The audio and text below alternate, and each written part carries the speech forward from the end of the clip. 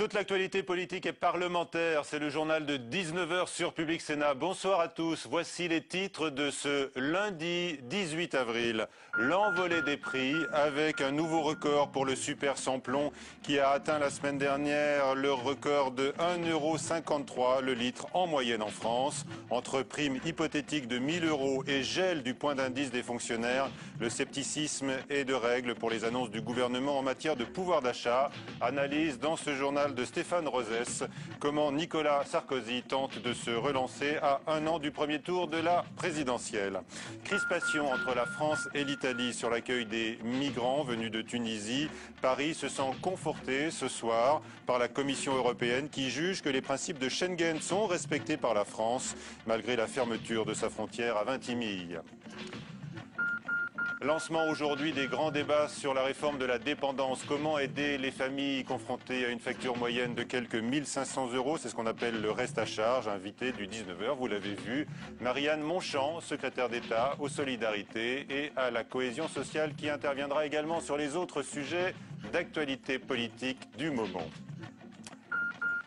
Les forces alliées sont-elles enlisées? En Libye, la question fait l'objet de tribunes dans la presse. Bernard-Henri Lévy continue à espérer et il répond dans Le Monde à l'auteur et réalisateur Claude Lanzmann qui trouve le temps long et tourne kazakh selon le mot du philosophe. La guerre risque de durer, avait tenu à préciser hier le ministre de la Défense, Gérard Longuet. Près d'un mois après le début de l'intervention militaire internationale, les forces pro-Kadhafi poursuivent sans relâche leur offensive meurtrière sur Misrata. Nouveau déluge de feu aujourd'hui sur cette ville côtière à 200 km à l'est de Tripoli. Aurélien Romano.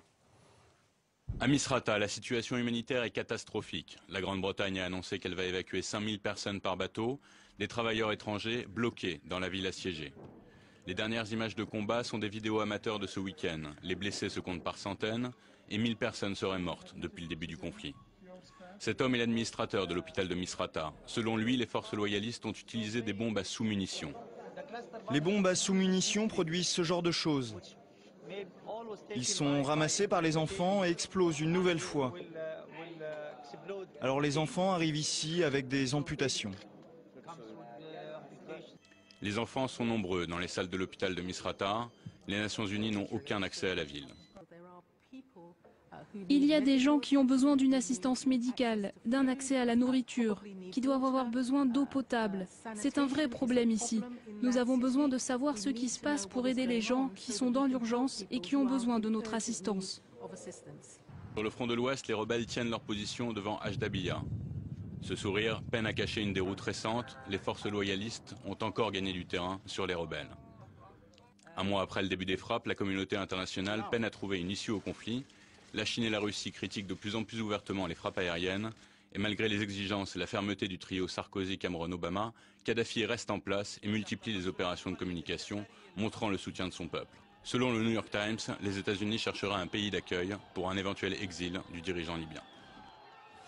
Le Parti socialiste a répété aujourd'hui que la France avait eu raison d'intervenir en Libye pour protéger les populations civiles.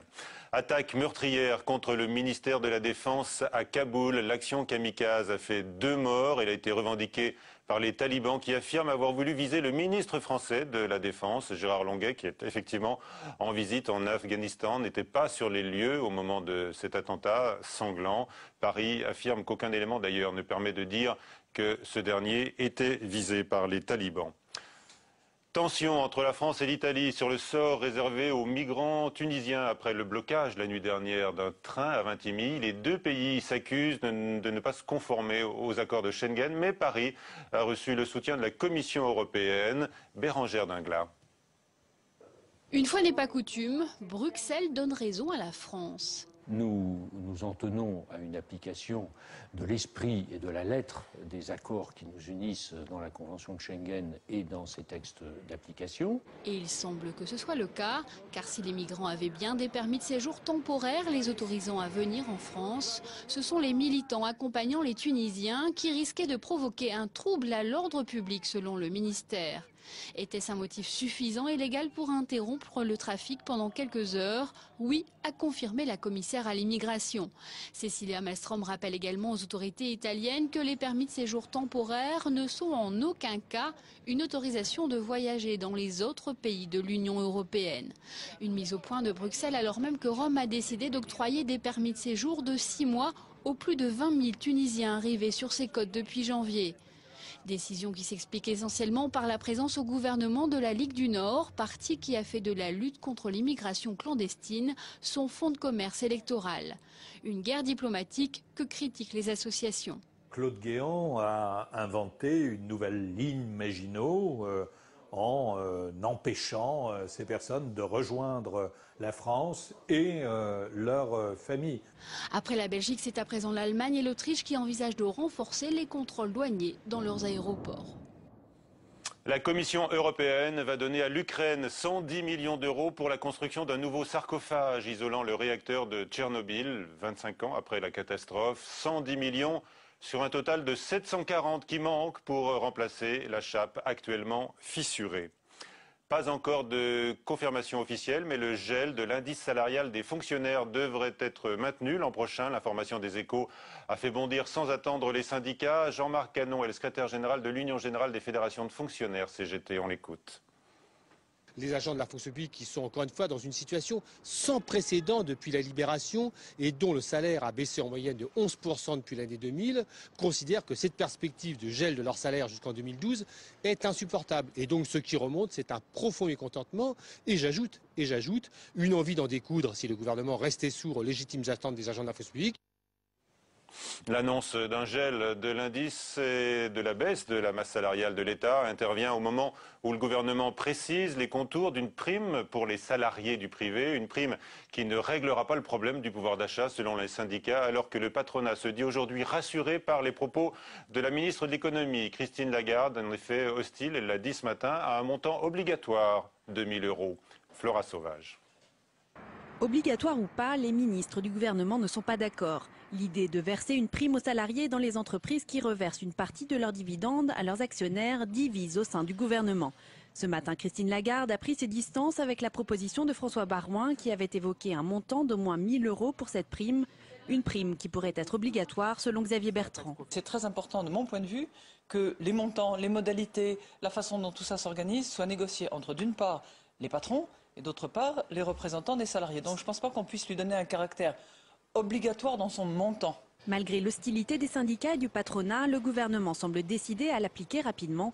Dans l'opposition, on dénonce une mesure confuse. Probablement dans de nombreux foyers, l'annonce de la prime de 1 000 euros a suscité un formidable espoir. Tout ça, comme à chaque fois, par petit calcul électoraliste.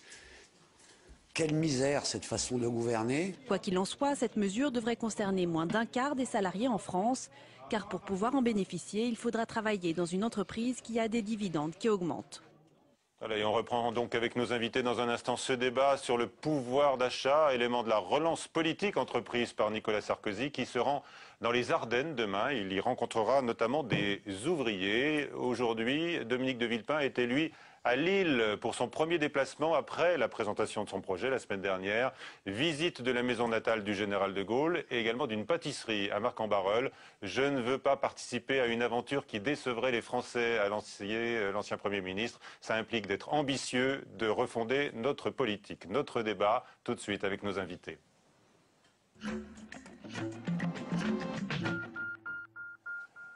Ils sont trois, donc ils sont là avec nous. Marianne Monchamp, bonsoir, secrétaire d'État auprès de la ministre des Solidarités et de la Cohésion sociale. Un mot tout de suite sur Dominique de Villepin. Je vous ai vu sourire quand j'ai évoqué son déplacement à Lille.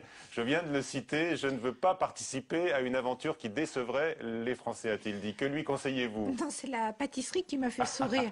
Sinon, beau voyage que celui d'aller découvrir la maison natale du général de Gaulle. C'était une première pour lui, effectivement. Effectivement, qu'est-ce que vous lui dans ce que j'ai lu, une première. S'il ne veut pas décevoir les Français. Je ne conseille rien, rester lui-même, mais dans la majorité. Dans la majorité. Avec nous également Michel Chey, bonsoir. Vous êtes secrétaire confédéral de la CGT. Et donc Stéphane Rosès est avec nous, politologue et président de Cap. Bonsoir Stéphane. Bonsoir. Le pouvoir d'achat, donc on va en parler, mais on le voit, il revient à la une dans les déclarations, les préoccupations des ministres avec cette série d'initiatives.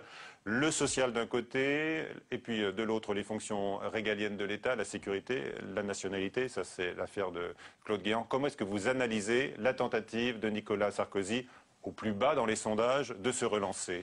Il essaye de renouer très certainement avec les catégories populaires. Il a dit qu'il sentait la présidentielle, mais il a compris qu'il fallait absolument renouer avec elle. Alors, durant la présidentielle de 2007, c'est avec ces catégories qu'il avait pu être à ce point sacré par les Français. Mais contrairement à ce qui se dit souvent, non pas tant sur les thématiques de la sécurité et de l'immigration, mais au travers des thématiques travail, mérite, pouvoir d'achat, en donnant à chacun une place au sein de la nation dans le rapport capital-travail. Or, à partir de décembre 2007, janvier 2008, quand il oublie le pouvoir d'achat, ces catégories, dont une partie avait voté Front National, se retirent du soutien à l'égard de Nicolas Sarkozy. Et du coup, insensiblement, dans les catégories populaires, le président, qui était celui du travail, semble devenir celui de l'argent.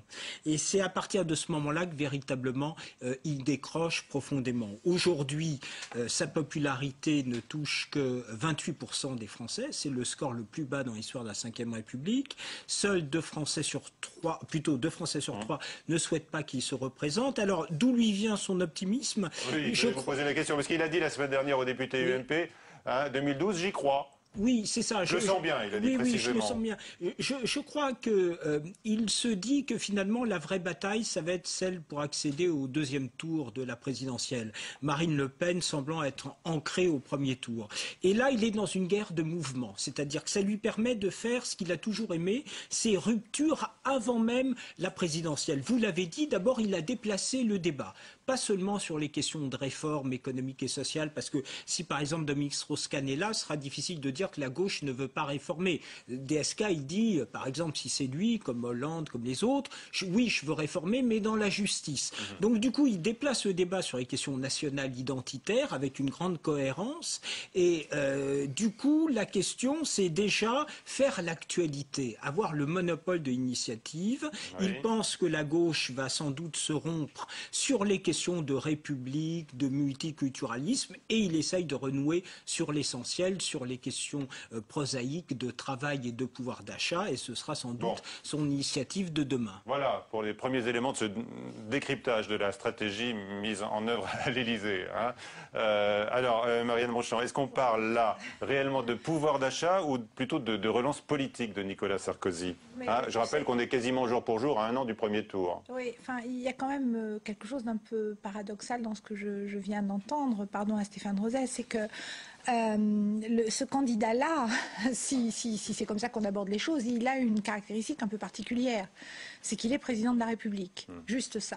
Oui. Et que quand on est président... Dans la pire des postures par rapport à ses prédécesseurs. Quand on est président de la République, dans la France de 2011, on a enchaîné des événements d'une gravité sans précédent, qui ont effectivement bouleversé un peu l'ordre des choses. Et je me demande bien quel profil, quel président de la République à sa place aurait pu tenir sans bouger d'un iota la ligne de 2007. C'est un argument que répètent en boucle tous les ministres. On a dû vous souffler là des choses, non? Mais en aucune façon, et je vais vous dire pourquoi. Parce qu'il y a un étonnement quand on est dans l'exécutif, à regarder la charge de l'exécutif, les questions que nous posent les Français, auxquelles il faut répondre, chacun dans nos périmètres ministériels, ils sont plus ou moins impactants, impliquants. Et puis, ces réalités qui sont déjà celles de la campagne, fabriquées en partie par les médias, ils ont raison de le faire, mais fabriquées aussi par nos compétiteurs. Et moi, je persiste à dire qu'il y a un véritable paradoxe à regarder une cohérence sociale dans l'action du gouvernement depuis le début. Quand on prend des dispositions en matière d'heures supplémentaires, que fait-on? Quand on réforme les retraites, que fait-on? Comme aujourd'hui on s'apprête à réformer la question de la dépendance, que fait-on sinon se préoccuper du reste à charge de nos compatriotes? Je pense qu'il faut juste regarder un peu en perspective ce qu'est aujourd'hui la réalité des fonctions exécutives. Allez, voilà pour ce plaidoyer. Michel Chey, comment est-ce que vous voyez les choses à la CGT? J'ai l'impression que vous ne vous bercez pas d'illusions sur la question notamment du pouvoir d'achat. Nous n'avons aucune illusion. La première préoccupation des salariés aujourd'hui, c'est la question du salaire. Et les luttes qui se multiplient dans les entreprises, on l'a vu, Toyota, Carrefour, méritent qu'il y ait des réponses autres que celles qui sont proposées par un gouvernement et un président, qui se voulait voulait celui du pouvoir d'achat, du travailler plus, gagner plus. Mais il essaie de le rappeler, là, en mettant sur les rails la prime de 1 000 euros, enfin maximum, a précisé aujourd'hui Christine Lagarde, qui a été félicitée par le MEDEF. Vous, quelle est votre attitude? Une prime de 1 000 euros qui ne concernera pas tous les salariés. Et puis, il y a quand même un paradoxe à entendre. D'un côté, on va geler les salaires de la fonction publique et de l'autre côté, verser une prime de 1 000 euros pour les salariés des entreprises qui ont des dividendes. Donc, un paradoxe. Voilà, un paradoxe, et ça ne concerne pas tous les salariés. Madame Manchon, sur ce point précis. Sur ce point précis, paradoxe, évidemment. Sur ce point précis, je pense qu'il y a une réalité, c'est que nos compatriotes ont besoin d'avoir un coup de pouce en matière de pouvoir d'achat. En grande partie du fait de la cherté de la vie, 2% d'inflation, on le sait, du fait notamment de certains postes budgétaires qui sont très lourds, je pense en particulier au prix de l'essence, qui affecte tous ceux qui doivent bouger, ne serait-ce que pour aller travailler. Simplement, le gouvernement doit prendre en compte une réalité qui est une croissance qui redémarre et qui redémarre de façon complexe dans un environnement turbulent. Et l'idée de suggérer qu'effectivement les entreprises, qui d'ailleurs ne suivraient pas nécessairement sur ce plan-là, puissent aller vers des augmentations salariales, c'est quelque chose qui pourrait être souhaitable dans l'absolu si nous étions dans une phase de croissance, mais qui aujourd'hui se révèle complexe. C'est pour ça qu'une mesure d'ajustement, il faut accepter un recul du pouvoir d'achat, plus d'équité, au contraire, une progression du pouvoir d'achat avec plus d'équité entre l'actionnaire d'un côté et de l'autre côté les salariés. Quand on redistribue des résultats, à un moment, il n'est pas illégitime de se demander pour quelle raison on ne fait pas part égale entre l'actionnaire et le salarié. Quand on exclut un salarié sur 3, ce n'est pas la relance du pouvoir d'achat avec une telle annonce. Mais puisque il y a eu en même temps la possibilité d'augmenter le SMIC de 2% compte tenu de l'inflation, donc c'est une obligation. Ça ne crée pas un coup de pouce. Ce n'est pas un coup de pouce, ça ne crée pas du pouvoir d'achat supplémentaire. Ça met les choses à niveau. Un coup de pouce, il n'y en a pas eu depuis 5 ans. Voilà. La dernière augmentation du SMIC de janvier à 9 euros était de 1,6%. Là aussi, c'était juste par rapport à l'inflation. Aujourd'hui, il y aurait besoin d'augmenter l'ensemble des salaires et donc le SMIC. Nous avons besoin de consolider le redémarrage de l'emploi. Nous avons besoin de faire en sorte que les entreprises ne soient pas fragilisées par la situation économique qui est inégale. Il y a d'un côté les grands groupes qui ont de la capacité, on le voit, et des entreprises de taille plus petite qui aujourd'hui commencent simplement à se dire qu'il sera possible de redémarrer sur le plan économique. Vous nous dites qu'il faut accepter, on est confronté à une inégalité de traitement selon les entreprises, on ne peut rien faire. Ça n'est pas ce que je dis. N'est pas ce que je dis. Ce que je dis, c'est qu'aujourd'hui, on est obligé de prendre des mesures qui sont des mesures appropriées, permettant à la fois une forme de relance du pouvoir d'achat, c'est vrai, c'est l'objet de cette mesure qui est encore en débat, comme vous le savez, et préserver à toute force la capacité de nos entreprises, singulièrement les petites, à se maintenir dans la croissance. Vous avez une syndicaliste de la CGT en face de vous, elle a du mal à accepter ce que vous lui dites, à entendre ce discours. C'est très contradictoire ce que vous dites, madame. Mais d'autant que la CGT demande d'avoir une véritable négociation sur la répartition des richesses et sur la valeur ajoutée. C'est ce que dit le chef de l'État aussi. Oui, mais c'est bloqué. Aujourd'hui, le MEDEF n'en veut pas. Le MEDEF n'en veut pas. Donc, ayons cette véritable négociation dans la transparence et que l'ensemble, qu'on ait les véritables chiffres d'affaires et les dividendes versés aux actionnaires. Marianne Monchamp, il y a quand même des visions différentes qui s'expriment au sein du gouvernement sur cette fameuse prime de 1 000 euros. Je le disais tout à l'heure, le MEDEF a été rassuré par Christine Lagarde, alors qu'on entend par ailleurs Xavier Bertrand et François Baroin essayer d'imposer une prime de 1 000 euros.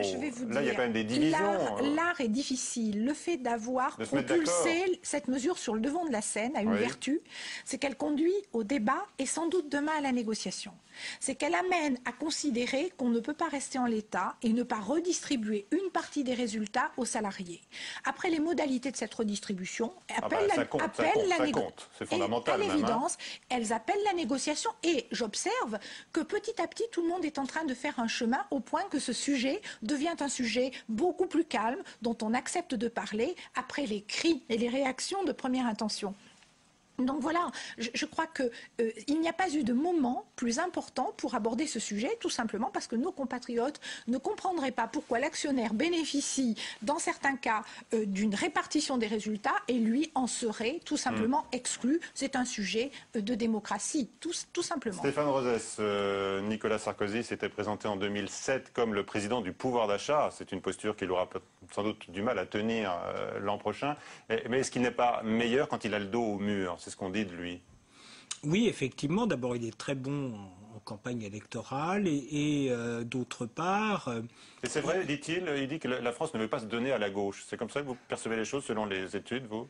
Je crois que le pays n'a pas beaucoup changé depuis 2007. En fait, le sujet a changé par rapport à il y a 10-20 ans. Le pays, sur le souhaitable idéologiquement, peut être assez proche des valeurs de gauche et souvent, la droite a le monopole du possible. Et le succès de Nicolas Sarkozy en 2007, c'est qu'il avait su articuler les deux en faisant évoluer sa campagne. Quand il réclame au second tour les mannes de Gaulle, mais aussi de Jaurès, quand il va sur les thématiques du travail, il est sur des thématiques de gauche, que la gauche d'ailleurs souvent a mises de côté au profit de l'exclusion du pauvre. Bon, donc la société française est beaucoup plus compliquée que ça. Je ne crois pas d'ailleurs non plus, comme le dit son entourage, que la société française soit à droite. Donc on voit un personnel politique qui est un personnel politique qui essaie de résoudre les contradictions de la période. Et pour l'heure, celle qui tire le mieux parti de la situation des contradictions de la gauche et de Nicolas Sarkozy, c'est quand même Marine Le Pen, qui est devenue un pôle stable. Et face à ça, sur beaucoup de sujets, la gauche a des contradictions et évidemment la droite également. Alors, c'était la question du nouvelobs.com. Une prime pour les salariés des entreprises dont les dividendes augmentent. Est-ce une bonne ou une mauvaise idée? On découvre vos réponses. Vous avez répondu non à 61%, oui à 35%. Voilà donc pour ces questions de pouvoir d'achat et d'augmentation salariale. Un autre sujet qui pèse sur le budget familial, c'est la dépendance. Avec donc le lancement aujourd'hui même, Madame Montchamp, d'une série de débats. Vous participez vous-même à un débat en Normandie? Demain, je suis à Rouen, après-demain à Amiens. Très bien, la réforme s'impose. Vous partagez un petit peu les débats avec Madame Bachelot. Moitié-moitié. Voilà. 13 pour Roselyne, 13 pour moi. Tout le monde sait que la réforme s'impose pour aider les familles. Hein. Ce qu'on appelle, je le découvrais ce matin, le reste à charge est évalué en moyenne à 1 500 € par famille. C'est quoi exactement cette somme? Eh bien, tout simplement, c'est ce qui va rester à la charge de la famille une fois les différents financeurs ayant intervenu. Et effectivement, après notamment l'APA, ce qui est très problématique et ce qui surtout prive les familles personnalisée à l'autonomie et qui prive les familles d'une véritable capacité de choix. D'autant qu'en affichant le chiffre de 1 500 €, on raisonne en moyenne. Si l'on se situe par exemple en région parisienne où là le coût du foncier pèse très lourdement sur la capacité d'hébergement et d'accompagnement des personnes âgées, alors on va avoir des restes à charge considérables parfois qui tangentent les plus de 2 000 €, ce qui laisse énormément de familles dans une situation extrêmement précaire. Comment font-elles alors? Eh bien, précisément, que font-elles de leurs aînés? C'est toute la difficulté de l'errance avec des charges familiales qui se répartissent sur des fratries parfois, mais avec des inégalités terribles, d'autant plus que ça se passe à des moments de la vie où souvent on est préoccupé effectivement par le vieillissement de son proche et l'idée d'une part de le voir s'éloigner dans un établissement et d'autre part d'avoir du mal à subvenir à ses besoins, c'est quelque chose de cruel. C'est la raison pour laquelle le président de la République a voulu que ce chantier soit engagé, d'autant plus que s'il y a une chose certaine, c'est le vieillissement. Là, on ne peut pas dire qu'on va être effectivement surpris par un événement fortuit. C'est une chose qui est prévue par notre démographie. Vous l'évaluez à combien? Déjà, aujourd'hui, on comprend par famille, mais ça représente de quel budget? Aujourd'hui, le budget de la dépendance, c'est 25 milliards d'euros. Aujourd'hui, dépensés. Simplement, quand on applique les projections démographiques, naturellement, on voit bien que ce besoin doit et va immanquablement s'accroître.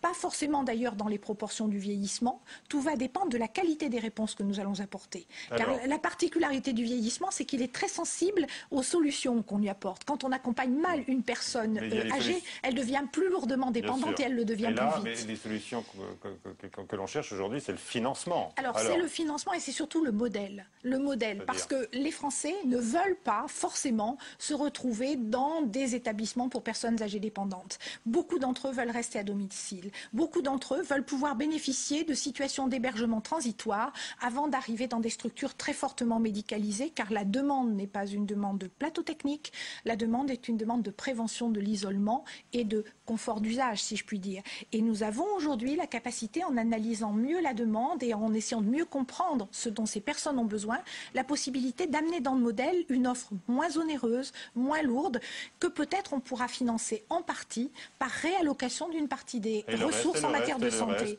Le reste à charge, j'ai envie de dire. Le reste, c'est tout l'objet du débat, c'est tout l'objet de cette réflexion Madame qui est en cours. À la CGT, vous êtes hostile à toute assurance privée, par exemple, pour financer ce risque. Bien sûr, on a un système de protection sociale en France et la sécurité sociale doit pouvoir couvrir ce besoin du vieillissement qui, celui-ci, est indéniable. Quelle est votre position, Marianne Monchamp, sur ce point? On sait que le chef de l'État serait plutôt ouvert à une partie privée. Je veux dire très clairement que rien aujourd'hui n'est préempté. Nous ne nous interdisons aucun élément de réflexion pour peser tous les termes du débat, mais nous avons bien compris à quel point nos compatriotes sont attachés au socle de la solidarité nationale. Simplement, il faut que nous soyons capables de faire face à ce problème de financement pour une raison très simple. C'est que les cotisations sociales, elles sont aujourd'hui tirées en grande part du travail. Et quand la société vieillit, ce qui se passe, c'est que la population active diminue en même temps que l'on doit faire face au vieillissement. C'est donc à une double courbe qu'il faut effectivement s'attacher à trouver des réponses. Faire des efforts. Et donc, ce sont des efforts d'inventivité, de réallocation sur le financement de la retraite. Ils ont été combattus par la personne ici présente. Il faudra faire des efforts pour financer la dépendance.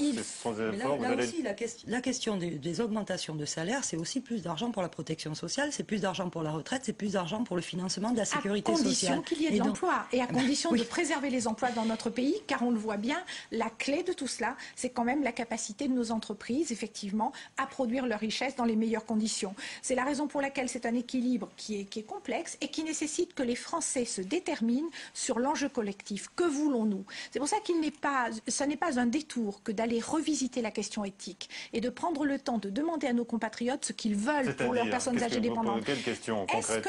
Je vais vous dire, il y a un exemple très simple que je prends souvent. Une personne reste à son domicile. Elle réussit par la force de sa capacité et de sa volonté à rester autonome. Un jour, une ampoule grille au plafond. Elle ne sait pas remplacer l'ampoule, elle ne peut pas le faire. La solution aujourd'hui, c'est l'EHPAD. C'est-à-dire, c'est la maison très fortement médicalisée. On peut recevoir l'aide du voisin, de la famille quand même. Aujourd'hui, vous avez eu beaucoup de créations d'emplois dans le service à la personne, financées en plus à travers des chèques universels. On peut aussi s'en servir. Mais bien sûr, c'est le cas, mais il faut être capable de le faire à grande échelle pour beaucoup de nos compatriotes qui deviennent dépendants. Car tout ça ne serait rien s'il n'y avait pas l'effet du vieillissement. Il faut imaginer qu'il y aura 2 fois plus de personnes âgées dépendantes à horizon 2060. Est-ce que vous pouvez témoigner d'expériences innovantes Il y a des choses passionnantes qui sont faites. Il y a des bailleurs sociaux, par exemple, qui aménagent certains appartements pour que les gens restent le plus longtemps possible. Qui préviennent aussi les accidents de parcours de la personne âgée. On sait bien qu'après un premier passage à l'hôpital, les choses vont beaucoup moins bien pour elle. Donc il faut absolument éviter les accidents de la vie. Il faut aussi permettre d'avoir des structures qui sont des structures d'hébergement en ville, qui ne soient pas fortement médicalisées, qui permettent d'installer la personne dans un confort à proximité des siens et avec le bon niveau de prévention. C'est beaucoup moins coûteux, c'est beaucoup plus optimiste, c'est beaucoup plus efficace. Tout cela, nous l'avons un peu en expérimentation. Il faut maintenant être capable de le généraliser. Un mot, Madame Chaix, encore? Moi, je reviens sur la question du salaire. Si à la CGT, on revendique un SMIC à 1 600 €, ce n'est pas pour rien, c'est pour répondre aux besoins, aux dépenses contraintes qui augmentent, comme vous le disiez tout à l'heure, et en même temps, c'est de l'argent et du financement pour la sécurité sociale et pour nos retraites de demain. Voilà, le débat est ouvert. Marianne Monchamp, je vous ai interrogé d'emblée sur Dominique de Villepin, que vous avez longtemps accompagné. On vous sent très heureuse d'être au gouvernement. Oui, parce que j'ai la conviction... De ne plus être avec votre ancien mentor. Ça, c'est vous qui le dites. Non, je vous pose la question. Dominique de Villepin est un personnage tout à fait remarquable de notre vie politique. Oui. Il incarne des valeurs que je partage, vous l'avez laissé tomber quand même. Que je porte aujourd'hui au gouvernement avec conviction. Et je suis absolument persuadée que ces valeurs-là, elles ont toute leur place dans la majorité. Bon, et vous vous sentez parfaitement en harmonie avec votre parcours? J'essaie de faire mon travail. J'essaie de faire mon travail au quotidien au service des Français. Merci à vous. Merci à tous d'avoir participé à cette édition. À 22 h, vous allez retrouver Sonia Mabrouk pour le journal sur Public Sénat. Tout de suite sur la chaîne parlementaire Assemblée nationale. Tout dépend de... Bonsoir à tous.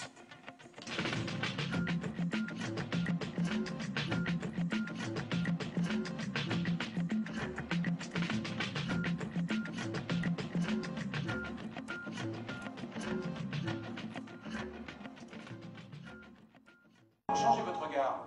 Vous inquiétez pas, mais c'est fait, on pourra monter. Vous auriez dû dire câblé. De 1965 à 1995, François Mitterrand est passé maître dans l'art de parler à la caméra. J'ai senti physiquement, à cet instant-là, qu'il prenait une dimension supérieure. Dans le fort de ma confiance, de ma conscience, je suis contre la peine de mort. Et c'est quand même ennuyeux que dans l'intervalle, vous soyez devenu, vous, l'homme du passif. Le documentaire, Mitterrand du verbe à l'image, revisite 30 ans de communication politique ou comment un tribun épris de rhétorique a appris à apprivoiser un nouveau média. Je crois aux forces de l'esprit et je ne vous quitterai pas. Mitterrand du verbe à l'image, ce soir à 22h30 sur Public Sénat. L'information politique et parlementaire en temps réel, c'est sur l'application iPhone de Public Sénat. Informer, expliquer et partager pour être à la pointe de l'actualité politique.